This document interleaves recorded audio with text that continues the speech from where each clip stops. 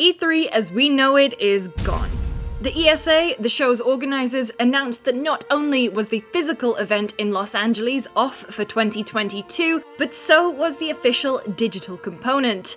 But without E3, how are we going to get our summer fix of gaming news and reveals?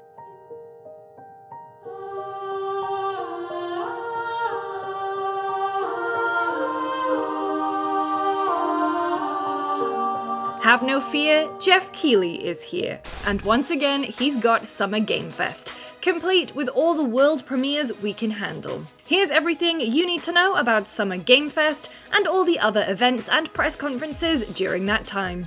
Returning from last year, the Warhammer Skulls showcase will be held on June 1st and will feature games set in the Warhammer and Warhammer 40k universes from a wide variety of developers and publishers, including Xbox, Sega, and MetaQuest. Expect a whole bunch of world premieres for new Warhammer games, as well as updates for Total War Warhammer 3, Vermintide 2, and Battle Sector. The next PlayStation State of Play event will be happening just before most of the big not E3 presentations kick off, but it doesn't sound like it's going to be the giant press conference that we want. Sony says it will focus on third-party partner reveals alongside looks at games in development for PSVR 2. PlayStation doesn't mention other first-party games, so we might not see God of War Ragnarok or other high-profile exclusives here either. Netflix Geeked Week is, as the name implies, a week-long celebration of the company's many science fiction and fantasy properties, complete with panels, trailers, and, according to Netflix at least, some, quote, jaw-dropping surprises. Each day of the show offers something different. Monday is a look at upcoming series like the third season of The Umbrella Academy, the live-action Resident Evil, and most excitingly, for me, at least, a look at the adaptation of Neil Gaiman's The Sandman. Tuesday offers a look at upcoming movies coming to the streaming service, and on Wednesday, June 8th, we'll get a look at Cyberpunk Edgerunners. Edgerunners is an anime spin-off of Cyberpunk 2077, and it's made by some of the best anime talent out there, Studio Trigger. You might know them as the makers of Kill la Kill and Promare. Thursday, June 9th is Stranger Things Day, but Friday is all about those games, baby, with looks at the Cuphead Show, Sonic Prime, Dota Dragon's Blood, Tekken Bloodline, and 10 plus Netflix games. E3 is out, Key 3 is in. Arguably the biggest event of the Summer Games event, week, whatever you want to call it, is Geoff Keighley's Summer Game Fest extravaganza, which kicks off with the 2-hour Summer Game Fest live presentation. Geoff will once again be hosting, and the show promises a slew of world premieres. Keighley called the event a cross-industry showcase, so expect announcements from a wide range of companies. While everyone's obviously keeping tight-lipped, my fingers are crossed at more glimpses from upcoming 2022 games like The Callisto Protocol and Gotham Knights. It's tough to say at this point if the show will have as many heavy hitters as last year, remember when it ended with that Elden Ring mic drop? But if anyone's going to be able to pull in some big names, it's Geoff. Summer Game Fest will also feature Day of the Devs, an indie showcase celebrating its 10th year, curated by Psychonauts 2 developer Double Fine and creative production company I Am 8-Bit.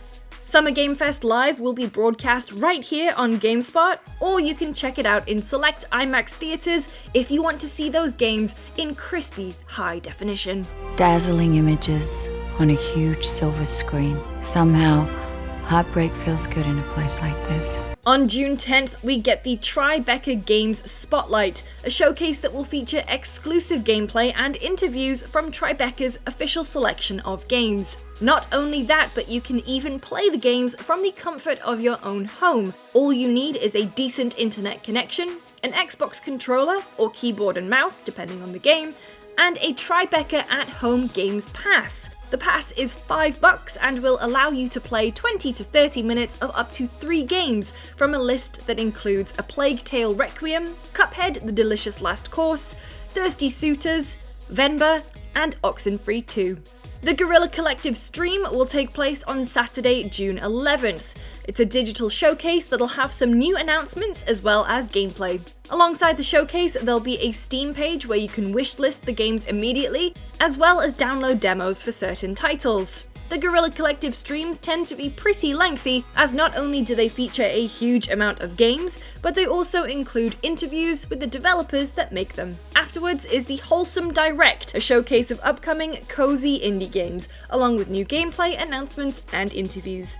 Last year's showcase featured upwards of 70 games, including Unpacking, Cat Cafe Manager, Lake, and the upcoming We Are OFK.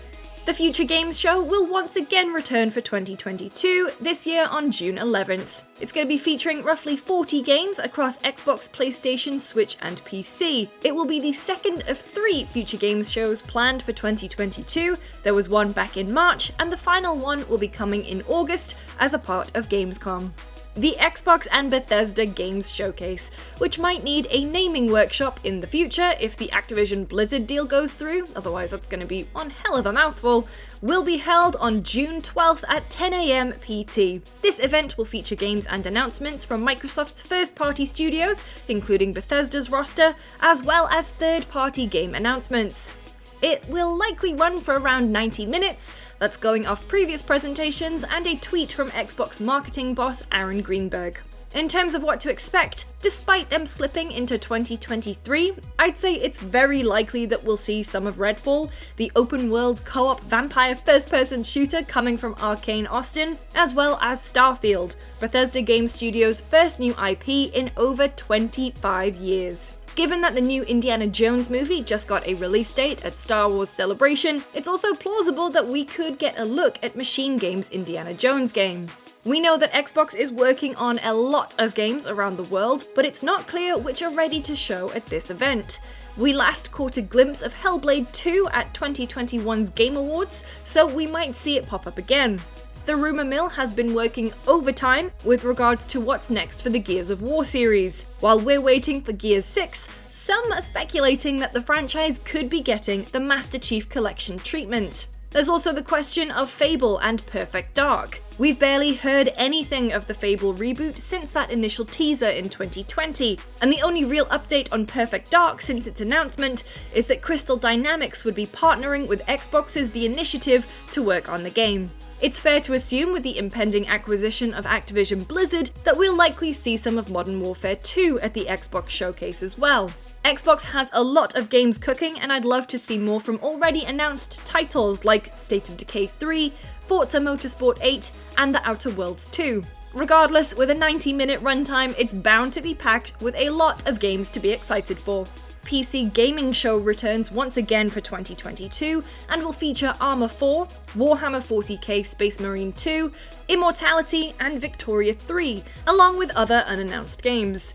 The show will air immediately after the Xbox and Bethesda showcase, with more than 45 games in total.